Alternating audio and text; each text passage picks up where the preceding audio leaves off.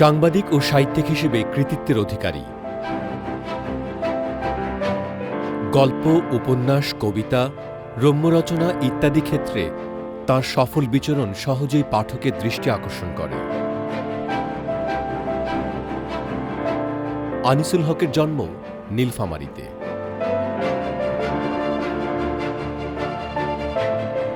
স্থায়ী নিবাস রংপুরের ধাপকটকিপাড়া।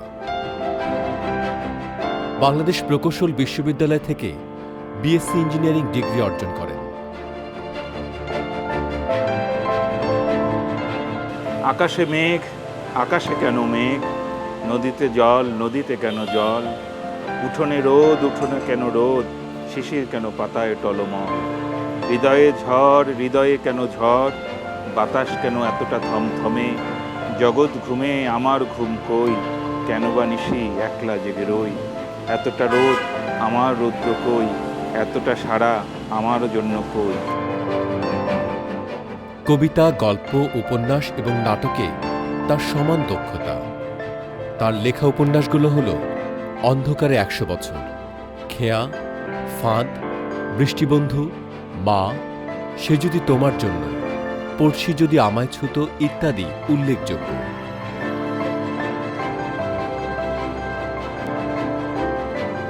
কাজের স্বীকৃতি হিসেবে পেয়েছেন দেশ বিদেশের বহু পুরস্কার।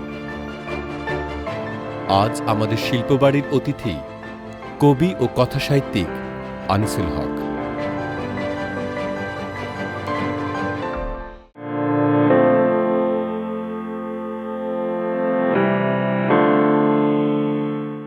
সুধী দর্শক, আপনাদের স্বাগত জানাচ্ছি শিল্পবাড়ি অনুষ্ঠান দেখবার জন্য। শিল্পবাড়ি পরিবেশিত হচ্ছে দর্জিবাড়ির সৌজন্যে।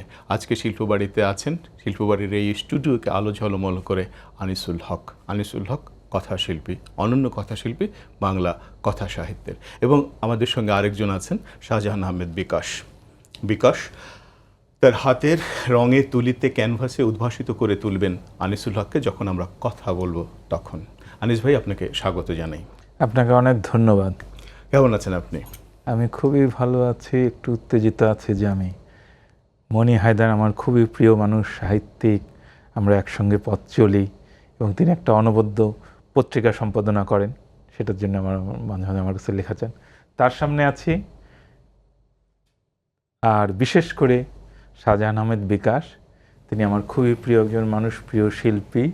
তিনি আমি আরও যখন জুনিয়র ছিলাম তখন তিনিও জুনিয়র ছিলেন, আমার একটা ছবি এঁকেছিলেন, এটা আমি চিরকাল তার কাছে চেয়ে এসেছি, তিনি এটা চিরকাল আমাকে দেবেন বলে যাচ্ছেন। তো আজকে যে তিনি আঁকবেন, তুমি কেমন করে গান করো হে গুনি, আমি অবাক হয়ে শুনি। তো আমরা আপনার কথার মধ্যে চলে যাই, আপনার ছোট গল্প দিয়ে শুরু করতে চাই।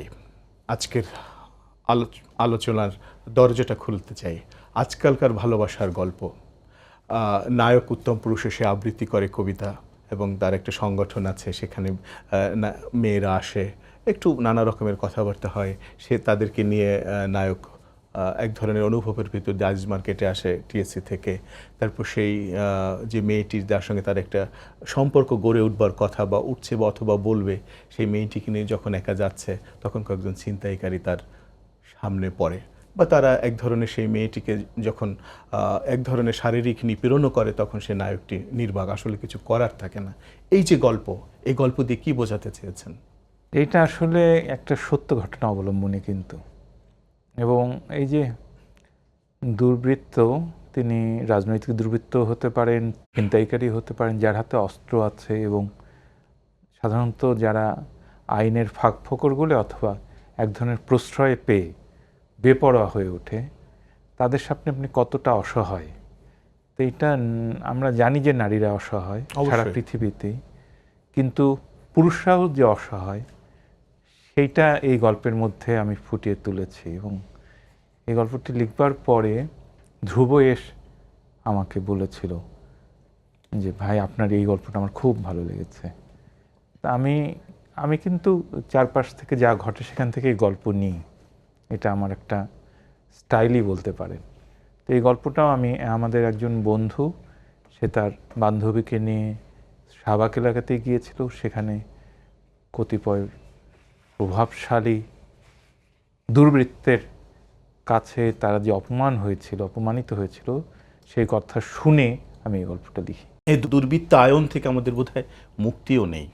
সেটা একভাবে বললে নেই, সারা পৃথিবীতেই তো ধরেন যে এই যে গুন্ডামি, জি, বড় মাছ ছোট মাছকে খেয়ে ফেলে, সেটা যেমন প্রকৃতিতে আছে, তেমনি এই যে ইরাকের উপরে হামলা করলো বুশ, তখন বলল যে ওদের গণবিধ্বংসী অস্ত্র আছে, আসলে তো কিছুই ছিল না। একদম ওই সেই যে মেষের সঙ্গে নেকড়ের যে গল্পটা, যে তুই আমার পানি ঘোলা করছিস কেন, আমি তো উজানে, আমি কিভাবে আপনার পানি ঘোলা করব, তাহলে তোর বাবা ঘোলা করেছিল, তাই না?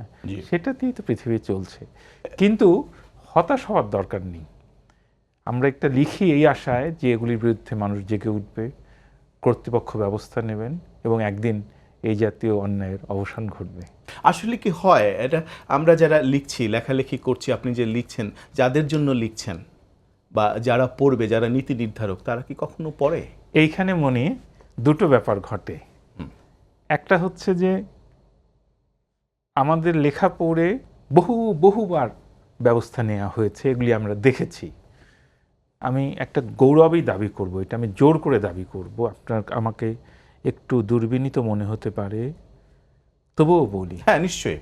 সেটা হচ্ছে যে আমি যখন রংপুর থেকে আসি তখনও রংপুর অঞ্চলে, উত্তরাঞ্চলে মঙ্গা হতো।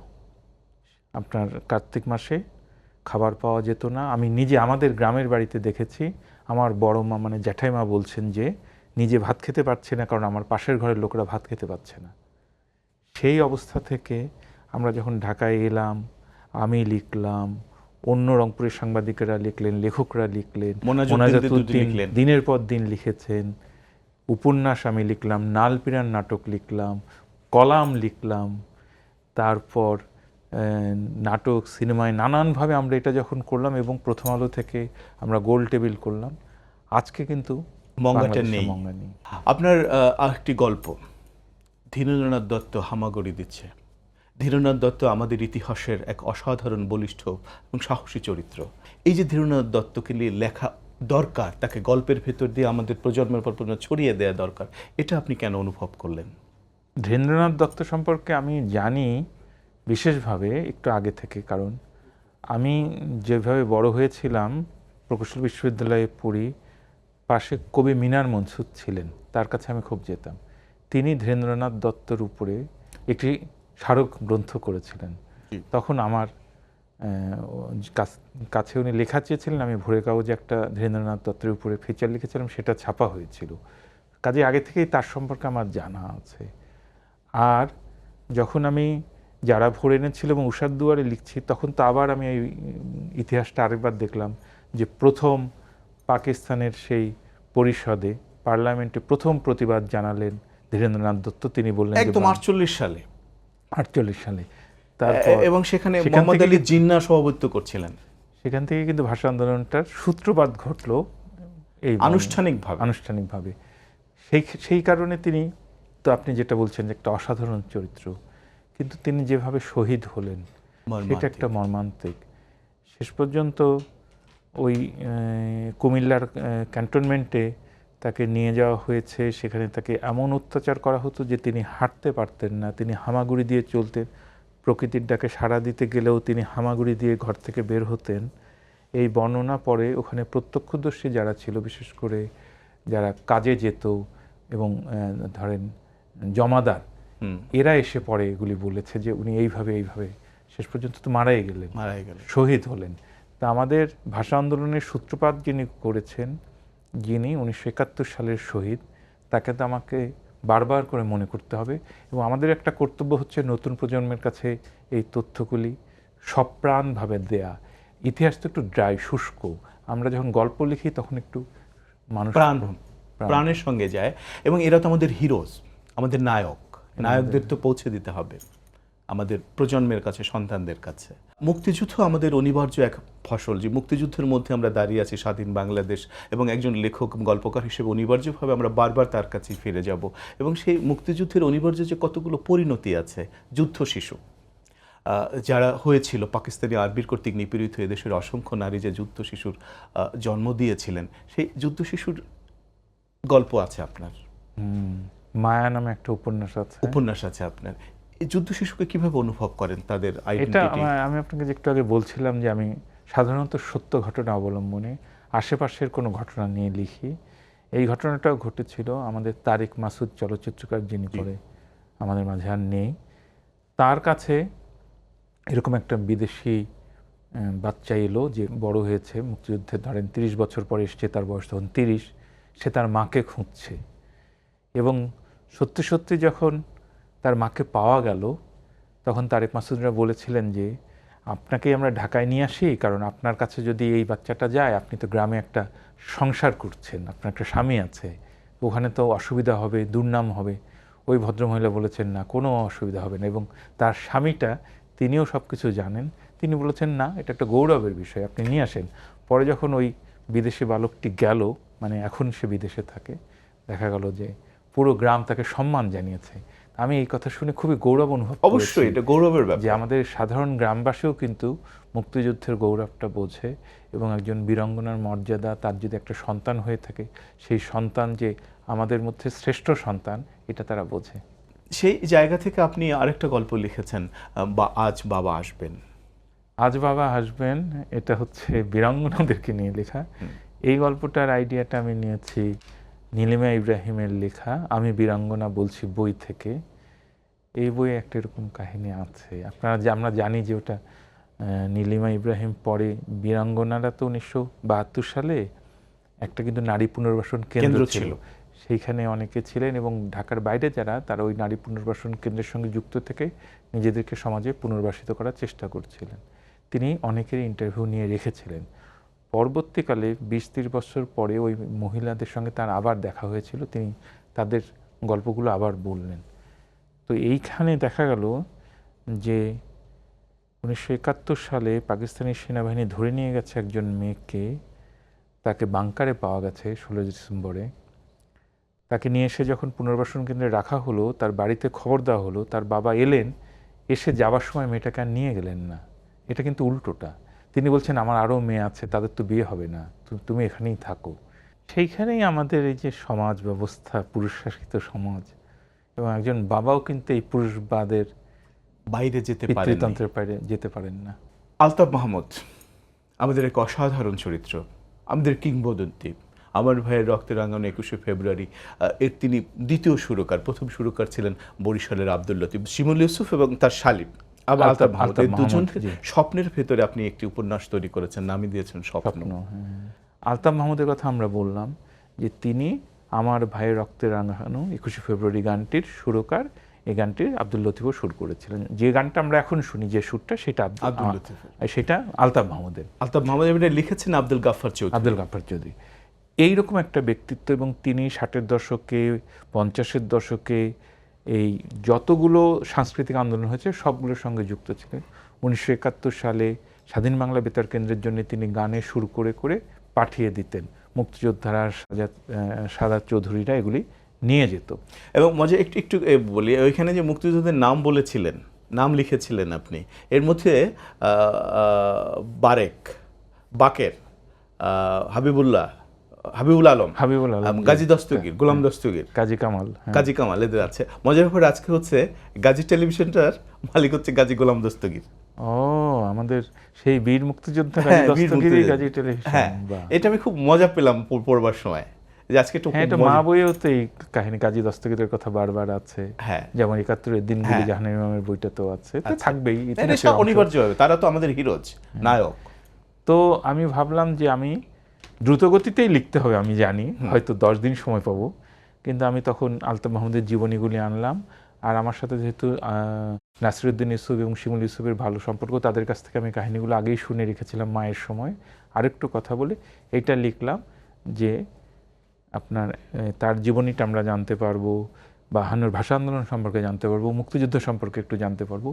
তারপরে ওই জায়গাটা আমার কাছে, আমার নিজের লেখা সম্পর্কে নিজের উচ্ছ্বসিত হওয়া ঠিক না, কিন্তু বলি কখনো সেটা হচ্ছে যখন আলতাফ মাহমুদ অনেকদিন পরে আবার এসেছেন, এখনকার বাংলাদেশে এসেছেন, এসে শিমুল ইউসুফকে জিজ্ঞেস করছেন, আচ্ছা বলো তো খালেদ মোশাররফ কোথায়? যে খালেদ মোশাররফ তো নাই। মেজর হায়দার কোথায়? নাই। জিয়াউর রহমান কোথায়? নাই। তাজউদ্দিন আহমেদ কোথায়? নাই। বঙ্গবন্ধু শেখ মুজিবুর রহমান কোথায়? নাই। যার নাম বলে সেই নাই, ওই কে, সবাইকেই মেরে ফেলা হয়েছে। তখন যে একটা শূন্যতার বোধ তৈরি হয় যে আমাদের এই বাংলাদেশ এখন তো অনেক ভালো। এই বইটা যখন লিখি তখন তো চারিদিকে রাজাকারদের পতাকা উঠছে, সেই বাংলাদেশ থেকে আমরা তবু এখন তো একটু মুক্তিযুদ্ধের বাংলাদেশ, একটু যুদ্ধাপরাধীদের বিচার হচ্ছে, তখন তো এটাও হচ্ছিল না। ফলে সেই প্রশ্নটা যখন উচ্চারিত হয় তখন কিন্তু নতুন প্রজন্মের মধ্যে আমি মনে করি একটা ইতিবাচক প্রভাব ওই বইদের মাধ্যমে পড়বে। নিশ্চয়ই। সেই আশাতেই লিখি আর কি। ফাঁদ, ফাঁদ কার প্রথম উপন্যাস? ফাঁদ আমার প্রথম দিককার উপন্যাস। আপনি মকে যে ফেললেন, 10 তলা থেকে ফেললেন, আপনি, হ্যাঁ হতেই পারে ম্যাজিক রিয়েলিজম কিংবা যাই হোক, কিংবা পরীক্ষা বা নিরীক্ষাই হোক, ওকে আপনি বর্ণনাটা আমি 10 নম্বর চ্যাপ্টার থেকে শুরু করলাম। 10, 9, 8, 7 এইভাবে চ্যাপ্টার উল্টো দিক থেকে হলো। এটা ভুল নয়, এটাই করা হয়েছে। কারণ ওই নামের নায়কটি 10 তলা থেকে পড়ছে, এক একটা ফ্ল্যাটের জানালার পাশ দিয়ে সে পড়ছে, আর ভেতরে দেখছে তখন একটা কাহিনীর তৈরি হচ্ছে। এবং ওই ফ্ল্যাটের মানুষগুলোর সঙ্গে তার সম্পর্ক আছে, ময় নিজের জীবনের ব্যাপার আছে। সুবোধ বাবু বলে এক ভদ্রলোক ছিলেন, মুক্তিযোদ্ধা, এবং সবকিছু হারিয়ে ওইখানে এসেছিলেন, তার বর্ণনা আছে। তার যে স্ত্রী সাবিহা, তার সঙ্গে তার যে টানাপোড়েনের যে সম্পর্ক, এবং তার মেয়ে সূচি, তাকে নিয়ে যে তার স্বপ্ন, একটা অসাধারণ চিত্রকল্প আছে এর মধ্যে, কাব্যকতা আছে। এটা কি নিজের মতো করে আপনি পেয়েছেন না? ওই সময় না আমি খুব আনিস ভাই, আপনার এই প্রশ্নটার ঠিক প্রশ্ন না, এই বিষয়টা জানবো একটা ছোট্ট বিরতি থেকে আসে, তারপরে। শুধু দর্শক, আপনারা দেখছেন শিল্পবাড়ি। শিল্পবাড়িতে রয়েছেন আমাদের উজ্জ্বল এবং অনিবার্য কথা শিল্পী আনিসুল হক। থাকুন আমাদের সঙ্গে, থাকুন শিল্পবাড়ির সঙ্গে।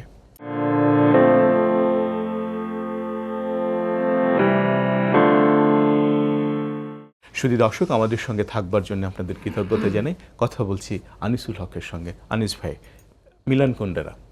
হ্যাঁ, আমি তখন, এটা আমার প্রথম দিককার উপন্যাস, 90-এর দশকের লেখা। তখন খুব মিলান কুন্ডেরা পড়ছি। মিলান কুন্ডেরা আবার খুব কাফকার ভক্ত। আচ্ছা। তো ওদের তো ওই অস্তিত্ববাদী দর্শন, এবং আমি খুবই আনন্দিত যে গাব্রিয়েল গার্সিয়া মার্কেজও কাফকার খুব ভক্ত। তিনি ওই মেটামরফোসিসের প্রথম লাইনটা পড়ে চমকে উঠেছিলেন, সেটা সাক্ষাৎকারে বলেছেন যে সকালবেলা উঠে গ্রেগরি সামসা দেখলো যে সে একটা পোকা হয়ে গেছে। যে মানুষের জীবনটা একটা ফাঁদ। আমরা যে জন্মগ্রহণ করি, কেউ আমাদেরকে জিজ্ঞেস করেনি আমি জন্মাতে চাই কি না, এবং আমি যে মারা যাব আমাকে কেউ জিজ্ঞেস করবে না আমি মরতে চাই কি না। তাহলে মধ্যখানের যে জীবনটা, সেটা তো ফাঁদ, কারণ এটা ঢোকার দরজাও আমার হাতে না, বের হওয়ার দরজাও আমার হাতে না। তো সেই ফিলোসফিটা এই ফাঁদ উপন্যাসটার মধ্যে আছে। সেই জন্যে আমি এই গল্পটা পছন্দ করি, কারণ স্টাইলিশ খুব। ওই যে 10 তলা থেকে পড়ে যাচ্ছে, 10 থেকে শুরু হচ্ছে, বাক্যগুলিও ভালো, ভাষাটা খুবই চমৎকার, গল্পের মধ্যে অভিনবত্ব আছে, এবং 10টা জানালায় 10টা কাহিনী কিন্তু আমি প্রত্যেকটার সঙ্গে প্রত্যেকটা আবার মিলিয়ে দিয়ে লিঙ্ক করে দিয়েছি, এবং একটু অনিশ্চয়তাও রেখেছি একদম। যে হ্যাঁ, ওকে আপনি একদম, আমি প্রস্তুত ছিলাম, বা যে কোনো পাঠক প্রস্তুত, যে আমরা পরে দেখতে পাবো যে থেতলে গেছে, তার রক্তাক্ত একটা শরীর, রক্ত পড়ছে, কিন্তু দেখলাম যে তারের সঙ্গে ঝুলছে। কেন? হ্যাঁ, কারণ জীবন আমরা যতই নিশ্চিত বলি না কেন, একদম 10 থেকে 9, 9 থেকে 8ই হবে এরকম তো না, একটু ওলট পালট তো হবে। সেই জন্য একবার তারপরে আবার উঠে আবার নামে, সেটা একটু করেছি। হ্যাঁ, এটা খুব অভিনব লেগেছে এই জায়গায়। কিন্তু পাঠক কিন্তু প্রস্তুত থাকে যে থেতলে যাবে, শেষ হয়ে যাবে, কিন্তু আসলে এই উপন্যাসটি প্রকাশিত হওয়ার পরে সবচাইতে আমার মাথায় ছিল তখন যে এই উপন্যাস কে ভালোভাবে অ্যাপ্রিসিয়েট করতে পারবেন। একজন ছিলেন আব্দুল্লাহ আবু সাইদ, আমার মাথার মধ্যে ছিল, আর একজন ছিলেন সৈয়দ মঞ্জুর ইসলাম, এবং সত্যি দুজনেই ফাঁদ উপন্যাস নিয়ে আলোচনা লিখেছিলেন, এবং দুজনেই খুবই। এবং সৈয়দ মঞ্জুর ইসলাম বলেছেন যে ওই বছরে যতগুলো উপন্যাস বেরিয়েছে ফাঁদ সবচেয়ে ভালো, এবং আব্দুল্লাহ আবু সাইদ স্যারও খুবই প্রশংসা করেছেন। শাহজাহান আহমেদ বিকাশ, তিনি কিভাবে আপনাকে কতটা অনুধাবন করলেন রঙে, তুলিতে, ক্যানভাসে, এটি একটু তার কাছে জানতে চাই। আমি দেখছি আপনি ক্রমশ তার ক্যানভাসে উদ্ভাসিত হয়ে উঠছেন। আপনি তো এখন দেখতে পাচ্ছেন না, কিন্তু মুখে শোনেন। আনিস ভাই আমার দেখা আমার প্রিয় একজন লেখক, একই সাথে উনি আমার কাছে মনে হয় উনি সমুদ্রের মতো একটা বিশালতা ওনার মধ্যে আছে। তো এরকম একজন মানুষকে আঁকতে যে তার কতটুকু আঁকতে পারবো, কিভাবে আঁকবো, এটা যতটা ইম্পর্টেন্ট, তার চেয়ে বেশি আমি গুরুত্ব দিচ্ছি যে তার যে দৃষ্টিভঙ্গি এবং তার যে মননশীলতার যে জায়গাগুলো, সেগুলো আমি যেভাবে ধারণ করি সেটা আমি এই প্রতিকৃতির মধ্যে আনার চেষ্টা করছি। একদম হয়তো ফটোগ্রাফির মতো আমি করব না, এবং সেটি হয়তো সম্ভবও নয়, আমি চেষ্টাও করছি না। তবে ওনার যে সৌন্দর্য, রাজপুত্রের মতো। ওনার বাহ্যিক সৌন্দর্যের চাইতে ওনার ভিতরের সৌন্দর্যটি অনেক বেশি, যেটি আমি অনুধাবন করতে পেরেছি। সেটা ফুটিয়ে তুলবেন। যেহেতু ছবির প্রসঙ্গ এলো, আমি জানতে পেরেছি যে আপনি ছবি আঁকা এখন মগ্ন হয়েছেন। মগ্ন হয়েছি না, আমার ফাঁকি দেওয়া যখন লেখার প্রচণ্ড চাপ থাকে, বইমেলা থাকুক, সামনে ঈদ সংখ্যা থাকুক, কিংবা কোনো নাটকের জন্য চাপ দিচ্ছে, তখন আপনি যদি না লেখেন আপনার মধ্যে কিন্তু একটা অপরাধ বোধ হয়। এটা পরীক্ষার আগে না পড়ার মতন। এবং আমরা সব ছাত্ররাই জানি যে পরীক্ষার আগে প্রতিদিন পড়তে ইচ্ছে করে না, ফাঁকি দিতে ইচ্ছে করে। তখন ফাঁকি দেওয়ার জন্য তো একটা অজুহাত লাগে। তখন আমি ভাবি কি, তাহলে একটা ছবি এঁকে ফেলি। তো আমি একটা এগুলি হয় কি না আদৌ ছবি কি না আমি জানি না, কিন্তু আমি কাগজে কলমে রং দিয়ে, জল রং দিয়ে, এমনকি ক্যানভাসে অ্যাক্রিলিক দিয়ে নানা কিছু আঁকছি, একে সব ফেসবুকে পোস্ট দিচ্ছি। কোনো শিল্পী আমাকে প্রশ্রয়ও দিচ্ছেন। আচ্ছা। যেমন আমার বন্ধু আছেন গৌতম চক্রবর্তী, তিনি খুবই উৎসাহিত করছেন আর কি। আচ্ছা। আমি যেমন সৈয়দ শামসুল হককে কিন্তু এঁকেছিলাম ওয়াটার কালারে। এটা আমি ইউনাইটেড হাসপাতালে গিয়ে তাকে দিয়েও এসেছিলাম এক ঈদের দিন। উনি কি বললেন? উনি খুবই খুশি হয়েছেন। তারপরে আনোয়ারা সৈয়দ হককে দিলেন, যেটা ভালো করে রেখে দাও, ওটা ওর যে বাইরের ঘরটা আছে ওইখানে রাখা আছে। বাংলা একাডেমি কিন্তু আমার ছবিটা ব্যবহার করেছিল। বইমেলায় যখন সৈয়দ শামসুল হক চত্বর করলো, তখন আমার ছবিটা দিয়ে ওরা ওই চত্বরটা। আপনি আবুল হোসেন এবং সোনা বানুর যে জীবনের ক্যানভাসটা এঁকেছেন ক্ষুধা ও ভালোবাসার গল্প উপন্যাসে, এবং এটার জন্য আপনি ওই অঞ্চলে গিয়েছিলেন। আবুল হোসেনের যে ক্যারেক্টারটা, এই যে অবৈধ সন্তানকে মেনে নেওয়ার যে সাহস, আমি বলবো এটা একটা বিদ্রোহ। প্রচলিত যে সমাজ, প্রচলিত যে রাষ্ট্র কাঠামো, প্রচলিত যে, এবং সে কিন্তু তার স্ত্রীকে বলছে যখন জানার পর, তুমি বলো না, তুই এই কথা কাউকে বলিস না, বললে ওরা আমাদের বিচার করবে। গোপন রাখতে এই যে সাহস, এটা আপনি কেমন করে ধারণ করলেন এবং কেনই গল্পটা? এইটা প্রধানত ওই যে ক্ষুধা। কারণ আমি শৈশবে আমার চারপাশে অনেক ক্ষুধিত মানুষ দেখেছি। ক্ষুধার যে মানে ওই যে আবুল হাসানের কবিতা আছে না, যে পৃথিবীব্যাপী একটাই মাতৃভাষা, সেটা হচ্ছে ক্ষুধা। এটা আমি তো দেখেছি। এবং ৭৪ সালে রংপুরের উপর দিয়ে কি দুর্ভিক্ষ বয়ে গেছে সেটাও আমি দেখেছি। কাজেই আমি জানি যে মঙ্গার সময়টাতে রংপুরের এই কুড়িগ্রামের চরগুলোতে কোনো পুরুষ মানুষ থাকে না, সবাই বেরিয়ে পড়ে কাজের সন্ধানে। তো ওই সময় তো না, হ্যাঁ এখনও থাকে না এখন, কিন্তু এখন কাজ পায়। আর এখন ওই এলাকাতেও যেহেতু নানা ধরনের অর্থনৈতিক কার্যক্রম হচ্ছে, হয়তো ওর ভেতরেও অনেক পুরুষ মানুষ থাকে। হ্যাঁ, আশেপাশেই থাকে, ভেতরেও থাকে। কিন্তু তারপরেও ধরেন নির্মাণ শ্রমিক বা এমনকি জাহাজ ভাঙা শিল্পের শ্রমিকেরা সবাই কিন্তু রংপুর থেকে। রিক্সা, ঢাকার অনেক রিক্সাওয়ালা রংপুরে। একটা লোক 6 মাস পরে বাড়ি গিয়ে দেখলো যে তার বউ 3 মাসের প্রেগন্যান্ট, কি হবে? কিন্তু সে জানে যে ক্ষুধার কারণে সে পালিয়ে গিয়েছিল, কাজেই তাকে এটা মেনে নিতে হবে। এইখানে ভালোবাসার জয় হয়, মানবতার জয় হয়। আপনার আরেকটা গল্প, সেটা হচ্ছে নাগরিক জীবনের গল্প, জল না পড়লে পাতা নড়ে না। হাশেম আলী ক্যারেক্টারটা আপনাকে বাড়ি ফেরেনি, একদিন অফিসে অনেক রকমের ফাইলের মধ্যে সে স্থগিত হয়ে পড়ে আছে, তার ছেলে খুঁজে এসে তাকে মৃত্যু বের করেছে। এই যে নাগরিক জীবন এবং নাগরিক অফিসের যে বর্ণনা দিয়েছেন, মারাত্মক নেগেটিভ বর্ণনা। হ্যাঁ, এটা তো দুর্নীতি, অফিসে ফাইল নড়ে না, টাকা না দিলে আসলে ফাইল নড়ে না। তো সেটা একটু স্যাটার করে লেখা, এবং এই গল্পটা জাপানি ভাষায় অনুবাদ হয়েছে। আমি যে ভদ্রমহিলা এসেছিলেন তাকে আমি অনেকগুলো গল্প দিচ্ছিলাম, তিনি এটাই করলেন, তার মানে নিশ্চয়ই এটার একটা বাইরে ওরা ভালো লেগেছে বলেই করেছে, তাই না? তো আমার যেটা কথা হচ্ছে যে কি বলে ফাইল নড়ছে না কেন, যে টাকা দিচ্ছেন না বলে। ফাইল নড়ছে না কেন, টাকা দিচ্ছেন না কেন, এই তো আমরা উত্তর শুনি। এখন যে লোকটা এই টাকা ছাড়া ফাইল নড়ায় না, সে যদি ফাইলের নিচে চাপা পড়ে মরে যায়, তখন তার সহকর্মীদেরকে যদি গিয়ে তার ছেলে বলে যে ফাইলটা সরান, তখন সহকর্মীদের একই কথা বলবে, ফাইল তো আমরা সরাবো, টাকা লাগবে। তো এই ট্র্যাপের মধ্যে ফেলে কিছুটা, এটা আসলে আমার গদ্য কার্টুনের আরেক ধরনের উৎসারণ আর কি। আমি তো প্রথম আনিসুল হক নামে লেখা কোথায় কবে দেখেছিলেন? প্রথম আমি লিখতাম আনিসুল হক মিটুন নামে। সেইটা ছাপা হয়েছে ইত্তেফাকে দাদা ভাইয়ের পৃষ্ঠায় কচিকাচার মেলায়, কত সালে? কচিকাচার আসরে। এটা 1985-86 সালে।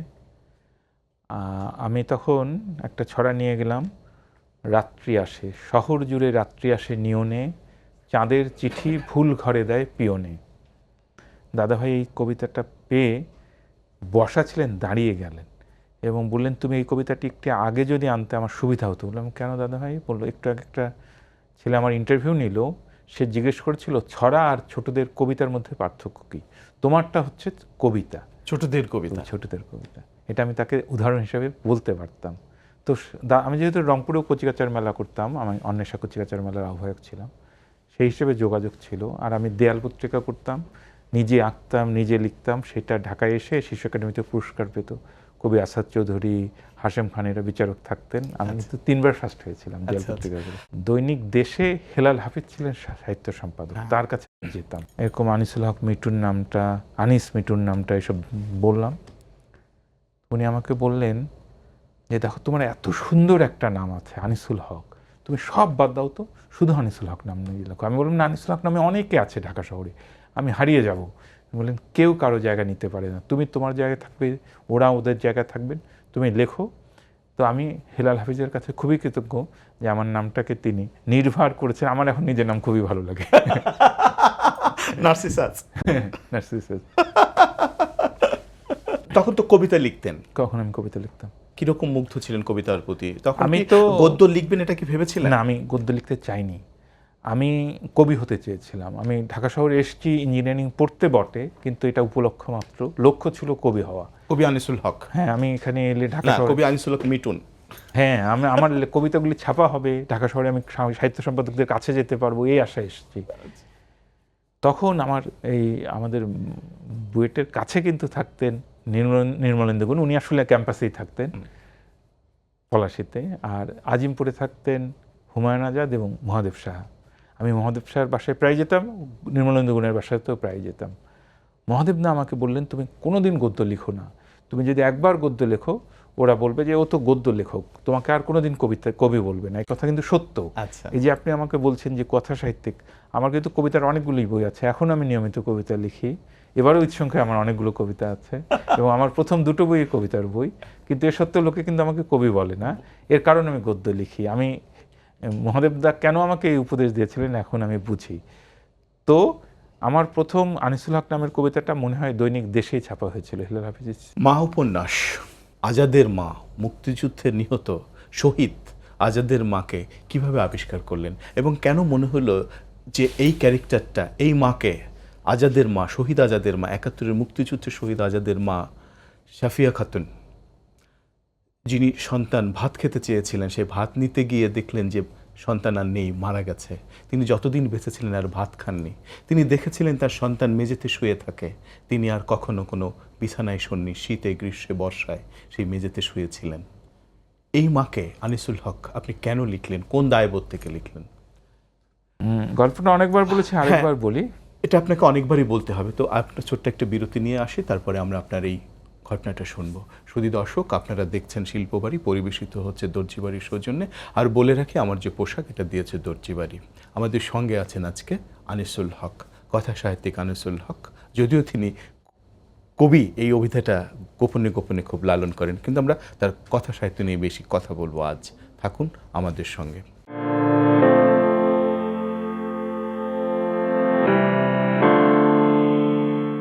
শুধু দর্শক, শিল্পবাড়িতে থাকবার জন্যে, আনিসুল হকের সঙ্গে থাকবার জন্য কৃতজ্ঞতা জানাই। আনিস ভাই, আপনার মা, আপনি বলছেন যেটা অনেকবার বলেছেন, কিন্তু আমি বিশ্বাস করি এটা যতদিন আপনি বেঁচে থাকবেন তো আপনাকে এটা বলতেই হবে।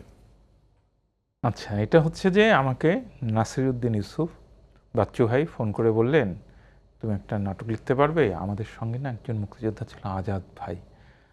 আজাদ ভাইয়ের মা না ভাত খান নাই, ওই যে আজাদ ভাই ভাত খেতে চেয়েছিল তো দিতে পারিনি, এই জন্যে জানিস আর কোনোদিন ভাত খাননি, এটা তুই একটা নাটক লিখে দে তো। আমি কথাটা শুনে আমি বলি, বাচ্চু ভাই এটা নাটক লিখলে হবে না, কারণ নাটক তো ভুলে যাবে লোকে, এইটা একদম ইতিহাসের মধ্যে, বইয়ের মধ্যে লিখে রাখতে হবে, যাতে প্রজন্মের পর প্রজন্ম ধরে এটা মানুষ জানতে পারে। বলে আচ্ছা কর। আমি বললাম তাহলে আপনি সময় দেন।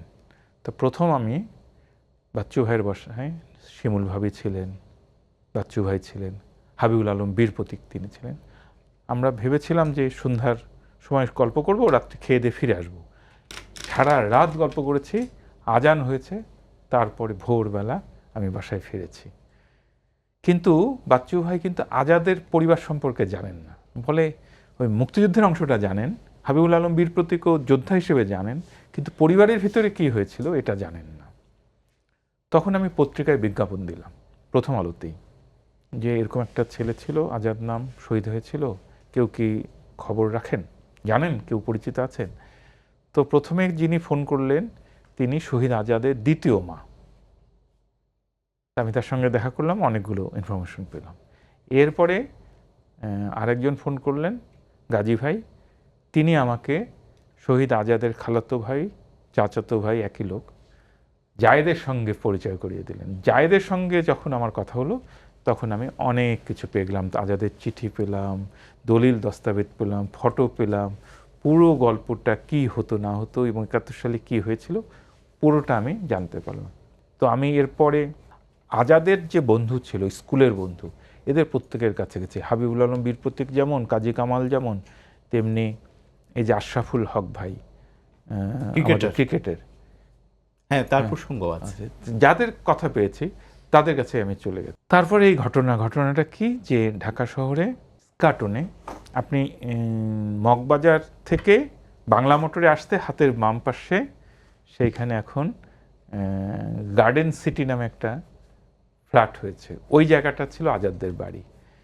এই বাড়িটা ছিল কয়েক বিঘা জমির উপরে। এইখানে ডাকে পাখি খোলো আঁকি, ভয়ে বহে সোনালি বাতাস, ফোটে ভোরেরও আকাশ, যে গানটা আছে, এই গানের শুটিংটা ওই বাড়িতে হয়েছে।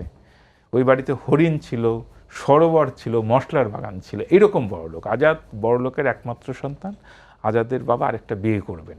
আজাদের মা বললেন, খবরদার তুমি বিয়ে করো না, যদি তুমি বিয়ে করো আমি আজাদকে নিয়ে বের হয়ে যাব, আর কোনোদিন তুমি আমার মুখ দেখতে পারবে না। কীরকম আত্মমর্যাদাবোধ! 1960-এর দশকে একজন বাঙালি নারী এই কথা বললেন। তা আজাদের বাবা আরেকটা বিয়ে করেন। আজাদের মা আজাদকে নিয়ে ক্লাস 6-এ পড়ে তখন আজাদ, বাড়ি থেকে বের হয়ে গেলেন, বস্তি ঘরে আশ্রয় নিলেন। অনেক কষ্ট করে আজাদকে লেখাপড়া করালেন। আজাদ ম্যাট্রিক পাশ করলো, ইন্টারমিডিয়েট পাশ করলো, করাচি থেকে ডিগ্রি পাশ করলো, ঢাকা বিশ্ববিদ্যালয়ের আন্তর্জাতিক সম্পর্ক বিভাগ থেকে মাস্টার্স পাশ করলো। 1971 সাল। আজাদের বন্ধু কারা? এই হাবিবুল আলম, কাজী কামাল, এরা তার বন্ধু। রুমি, আশরাফুল আলম, আশরাফুল, এরা তার বন্ধু। আশরাফুল হক। এখন কাজী কামাল, রুমি, এরা সব মুক্তিযুদ্ধে চলে গেছে আগরতলায়। আজাদ কিন্তু আগরতলায় যায়নি, তার কোনো ট্রেনিং নাই, কিন্তু বাবার বন্দুক ছিল, সে বন্দুক চালাতে পারত। আজাদের বন্ধুরা যখন ঢাকায় এসে গেরিলা অপারেশন শুরু করেছে, তখন ওকে বললো, তুই কি আমাদের সঙ্গে যুদ্ধে যাবি? সে বললো, এই জগতে মা ছাড়া আমার কেউ নাই, মায়েরও আমি ছাড়া আর কেউ নাই, মা যদি আমাকে অনুমতি দেন তাহলেই কেবল আমি যুদ্ধে যেতে পারি। আজাদ গিয়ে মাকে বললো, মা আমি যুদ্ধে যাব? মা বললে, নিশ্চয়ই, তোমাকে তো আমি আমার জন্য মানুষ করিনি, তুমি দেশের কাজে লাগবে, দশের কাজে লাগবে, এই জন্যে মানুষ করেছি, তুমি যুদ্ধে যাও।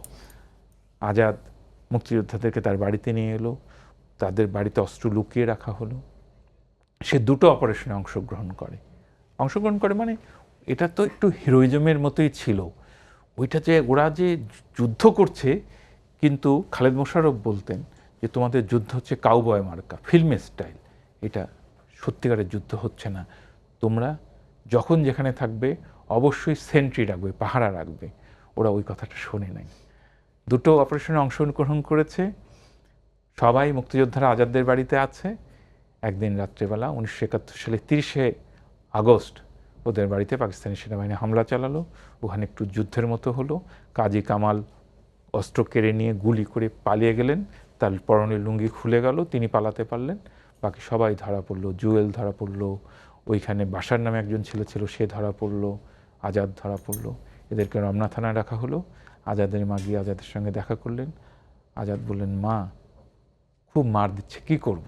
আজাদের মা বললেন, শক্ত হয়ে থেকো বাবা, কোনো কিছু স্বীকার করবে না। আজাদ বলছে, মা ভাত খেতে ইচ্ছে করছে, কয়দিন ভাত খাই না, কালকে যখন আসবে আমার জন্য ভাত নিয়ে আসবে। পরের দিন মা অনেক যত্ন করে ভাত রেঁধে টিফিন করে মুরগির তরকারি নিয়ে মুরগির তরকারি নিয়ে গেলেন, গিয়ে দেখলেন ছেলে নেই। এই ছেলে আর কোনোদিনও ফিরে আসেনি।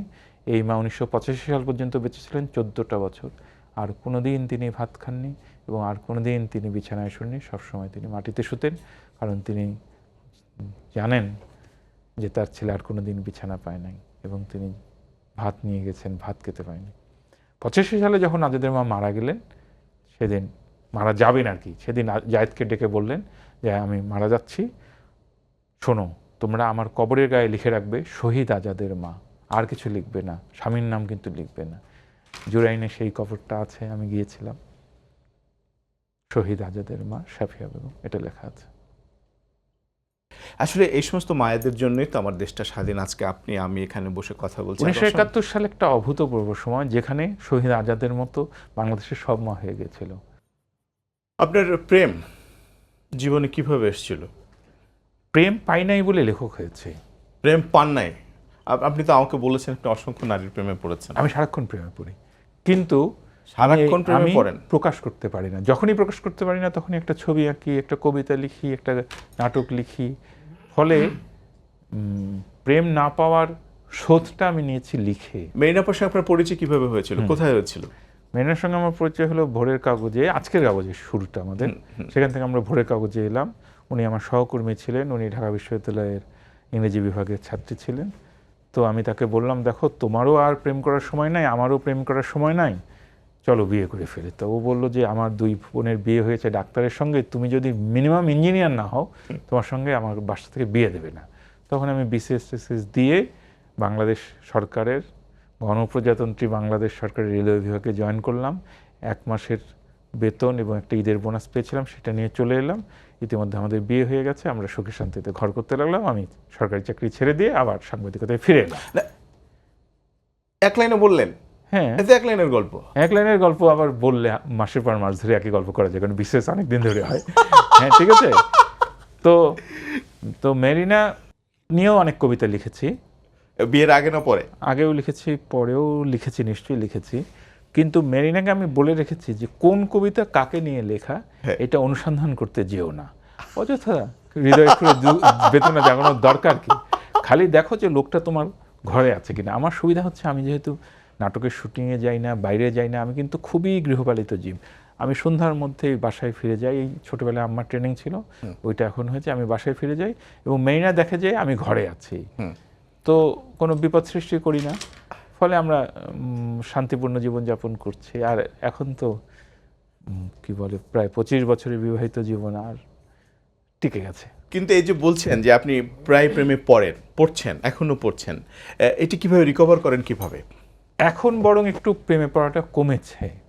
আগে না, আমি বলি একদম রবীন্দ্রনাথের মতনই এবং রবীন্দ্রনাথের ভাষায়, যে আমরা বড় হয়েছিলাম নারী বর্জিত পৃথিবীতে। আমি যখন রংপুর জেলা স্কুলে পড়ি, কোনো মেয়ে নাই সাথে। আমি কারমাইকেল কলেজে ভর্তি হলাম, 5টা মেয়ে ছিল, কিন্তু আমাকে যেহেতু স্যাররা চিনতেন, আমাকে এ সেকশনে দিলেন, ওখানে কোনো মেয়েই রাখলেন না, কারণ স্যারদের প্রহারা এবং ভালোবাসা নিয়ে বড় হচ্ছে। বুয়েটে এসে আমরা 7টা ছেলে পড়ি, 3টে 4টা 5টা মেয়ে, এরা সবাই ফার্স্ট ইয়ার সেকেন্ড ইয়ারে থাকতে সব টিচারদের সাথে বেশিরভাগের বিয়ে হয়ে গেল। কাজে আমাদের পাতে কোনো জুটলো না তাদের সাথে, এবং গল্পও করা যায় না। ঠিক আছে, আবার গ্রাম থেকে এসছি, ওই রকম সাহসও নাই, স্মার্ট না যে গিয়ে গল্প করব। তারপরে আমাদের তো ফোন ছিল না, এখন যেমন মোবাইল ফোন, ফেসবুক খুব সহজ হয়ে গেছে। তো এখন প্রেমে পড়াটা কমে গেছে, কারণ এখন আমি মেয়েদের সাথে গল্প করতে পারি।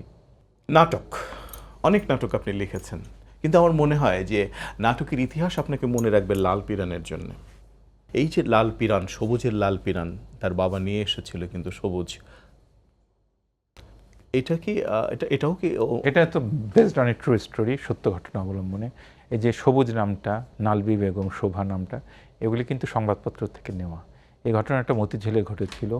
জাকাত দিতে গিয়ে মানুষের পায়ের চাপে পড়ে সবুজ নামে একটা বাচ্চা মারা গেছিল। এরা রংপুরের মিঠাপুকুর থেকে এসেছিল। যখনই আমি দেখলাম যে রংপুর থেকে এসছে, তখনই আমি তো জানি মঙ্গার কাহিনীটা আমার জানা।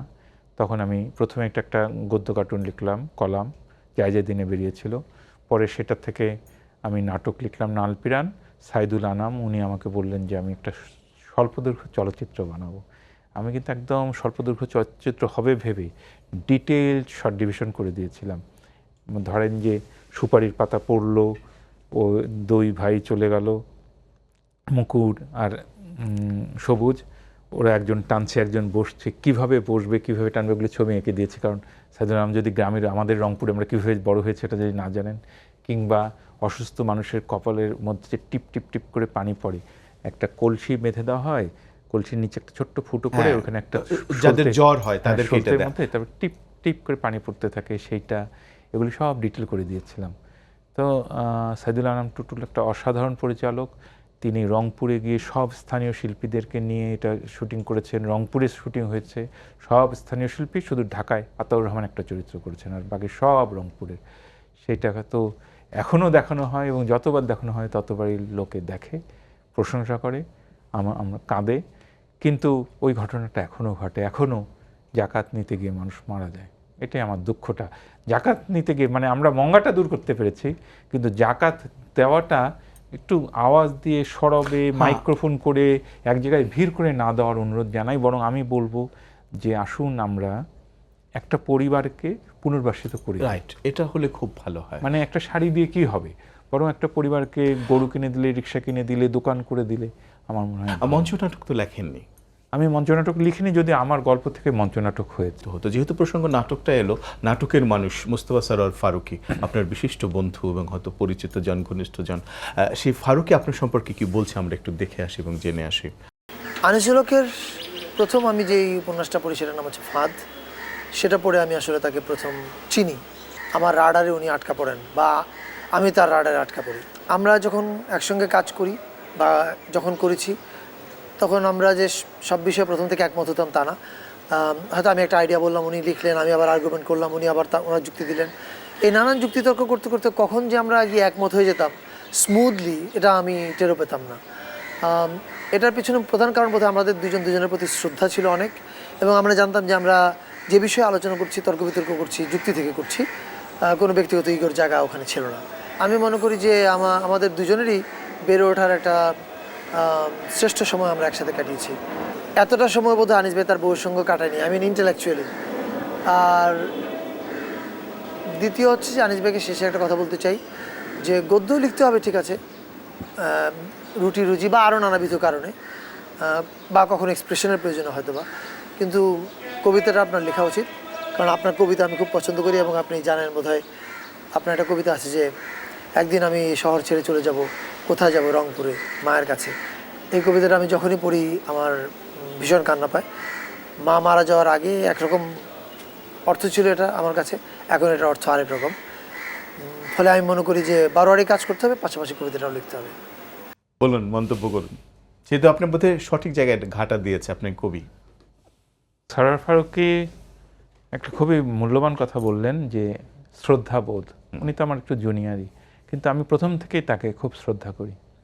এবং সত্যি সত্যি আমি স্ক্রিপ্ট লিখেছি, পরে নাটক দেখতে গেছি, ও একটা জায়গা বদলে ফেলেছে, প্রায়ই তো বদলায়, আমি টেরও পেতাম না। পরে আমি বলছি যে, ও বলছে যে এই জায়গাটা যে বদলালাম কেমন লাগলো, আমি এটা তুমি বদলেছো, আমি লিখি নাই। মানে ওর এবং আমার সিঙ্ক এমন হতো যে আমি কোনোটা চেঞ্জ করলে ও টের পেতো না, আর ও কোনোটা চেঞ্জ করলে আমি টের পেতাম না, এরকম। এবং সরোয়ার ফারুকী আমাদের পরবর্তী জেনারেশনের একমাত্র মনে হয় যে রাস্তায় হাঁটলে ভিড় হয়ে যায়, বইমেলায় যেতে পারে না, ভিড় হয়ে যায়। এরকম কোনো নির্মাতার ক্ষেত্রে, নেপথ্যের মানুষের ক্ষেত্রে এরকম হয় না। মোশাররফ করিম গেলে হয়, জাহিদ হাসান গেলে হয়, শাকিব খান গেলে হয়, বা ক্রিকেটার যে কেউ গেলেই হবে। কিন্তু একজন চলচ্চিত্র পরিচালক, তিনি একটা বিশ্ববিদ্যালয়ে গেলে, বেসরকারি বিশ্ববিদ্যালয়ে গেলে, ভিকারুননিসা কলেজের সামনে গেলে যে ভিড় হয়ে যাবে, এটা কিন্তু বিস্ময়কর। তা সেটা আমরা ছোটোবেলাতে, মানে ও তো খুবই ছোট ছিল, আমার বাসায় আসতো, আমার মেয়ে 3 বছর বয়স তখন, আস্তে আস্তে বড় হচ্ছে, ওরা দুইজন তো এখনও তুইতকারি করে। আমার মেয়ে কিন্তু সরোয়ারের স্ক্রিপ্টের দলে যোগ দিয়েছে, ও ইংরেজি করে দেয়, বা বিভিন্ন জায়গায় যে ইংরেজিতে প্রস্তাবগুলি পাঠাতে হয়, তখন আমার মেয়ে তাদেরকে সিনপসিস এগুলি লিখে দেয়। মিকেশ ভাই, আপনি বলুন যে আপনার ছবিটা কতটা কৃতার্থ হয়েছে বা কৃতিত্বের সঙ্গে আপনি এঁকেছেন, এবং এটা এখন বলার পর আপনি আনিস ভাইকে ছবিটা দেবেন। এটা আসলে আনিস ভাই বলবেন, কারণ আমি তো একেই ফেলেছি এখন।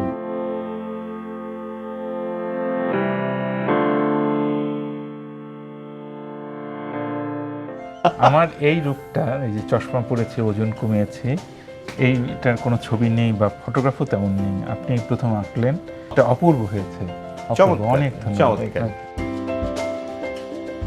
আনিস ভাই, আপনার কবিতা নিয়ে কোনো কথা হলো না। আপনি যদিও আপনি কবি হিসেবে নিজেকে প্রতিষ্ঠিত করতে চান, কবিতার বই আমাদের কাছে নেই আপনার, কিন্তু আপনার মনে কি কোনো কবিতা আছে? না, আমার স্মৃতিতে? নিজের কবিতা আমি নিজে মুখস্থ করে রাখি না, হ্যাঁ, কিন্তু মোস্তফা সরোয়ার ফারুকী যে কবিতাটার কথা বলছিলেন, এটার প্রসঙ্গটা বা আমি একটু যদি গল্পের মতো করে বলি, মানুষ বুঝতে পারবে অনেকেই যে কবিতাটা কি নিয়ে, আপনারা বুঝতে পারবেন। আমি একটু বলি না? হ্যাঁ, আমি- নিশ্চয়ই কবিতাটা বলেন। হুবহু হবে না, কিন্তু কিন্তু মানে রসটা পাওয়া যাবে বলে আমি ধারণা করি। একদিন এ শহর ছেড়ে আমি চলে যাব, কই যাব আর রংপুর ছাড়া। রংপুরে আমার আম্মা থাকেন, আমার যদি চাকরি না থাকে, আমার পকেটে যদি একটা টাকাও না থাকে, তিনি বলবেন ভাত খা, গোসল করছিস? আমি বলবো আজ বৃষ্টি, আজ আর গোসল করব না। আম্মা ভাত রাত্রে রান্নাঘরে যাবেন, টিনের চালে সজনে ডালে তখন বৃষ্টি বৃষ্টি। আম্মা আঁচলে ভাত ঢেকে উঠোনের ভেতর দিয়ে নিয়ে আসবেন, ভাত ভিজবে না। আমি খাবো, তিনি তাকিয়ে থাকবেন। আমার ভাত গিয়ে আমার পেটে পড়বে, তার পেট ভরে যাবে। কাঁসার গ্লাসে পানি নিয়ে আম্মা দাঁড়িয়ে থাকবেন। ভাত খেয়ে আমি যদি পানি চেয়ে বসি, সেই পানি না খেয়েই ফের যদি ঢাকা চলে আসি আমি, আম্মা গ্লাস হাতে দাঁড়িয়েই থাকবেন, তিনি যেন বায়েজিদ বোস্তামি। এটা কিন্তু আমার আম্মা, আমি যতবার খাই উনি গ্লাস নিয়ে দাঁড়িয়ে থাকেন। অসাধারণ। আনিস ভাই, আপনার তো দীর্ঘ লেখা, দীর্ঘ অভিজ্ঞতা, দীর্ঘ জীবনযাত্রা, অনেক কিছুই হয়তো বলতে পারিনি আমরা জানতে, এটাই খুব স্বাভাবিক, সামান্য একটা ছোট্ট অনুষ্ঠান। তবু আপনি এসছেন এবং অনেক কথা হলো। আপনাকে অভিনন্দন জানাই, শুভেচ্ছা জানাই, ভালো থাকবেন। আপনাকে অনেক ধন্যবাদ, শিল্পবাড়ির সমস্ত দর্শককে অনেক ধন্যবাদ, আর বিশেষ ধন্যবাদ শাহজাহান আহমেদ বিকাশকে। এত অপরূপ শিল্পীরা, আসলেই শিল্পীরা জাদুকর। নিশ্চয়ই।